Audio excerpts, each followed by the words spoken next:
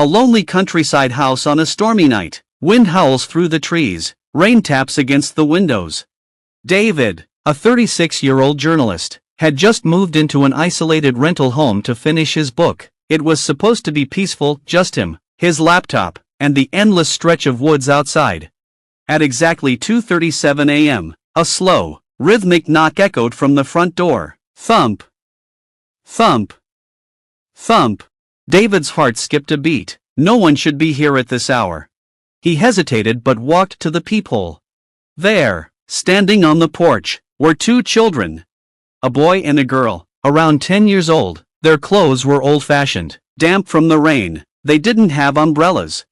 The boy spoke first. "Sir, we're lost. Can we come in?"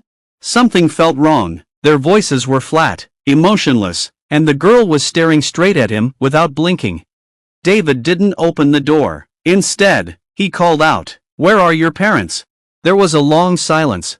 Then, the girl whispered, "We can't come in unless you invite us." Inside David's house, dimly lit by a single lamp, the rain intensifies outside. David felt an overwhelming sense of dread. Something deep inside told him not to open the door. He turned on the porch light. That's when he saw it. The children's eyes were pure black. No whites, no pupils, just dark voids.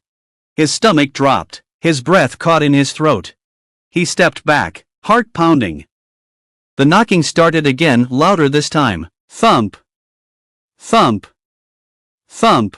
The boy's voice grew desperate. "Please, sir, we're cold, let us in, just for a moment." David could barely move. He knew he shouldn't let them in. Every part of his body screamed run. He grabbed his phone. No signal. The Wi-Fi was out. The power flickered. The TV turned on by itself, static filling the room. The girl whispered through the door, "You have to let us in. It's the rules." David's house. But the atmosphere is changing, lights flickering, an eerie hum in the air. David rushed to lock all the windows. His gut told him they'd try to find another way inside. He checked the back door. Locked. Then, he heard something. A faint tapping sound. Not from the front door. From the window behind him. Slowly, he turned around. The girl was standing right there. Her face was inches from the glass. Her mouth didn't move, but he heard her voice inside his head.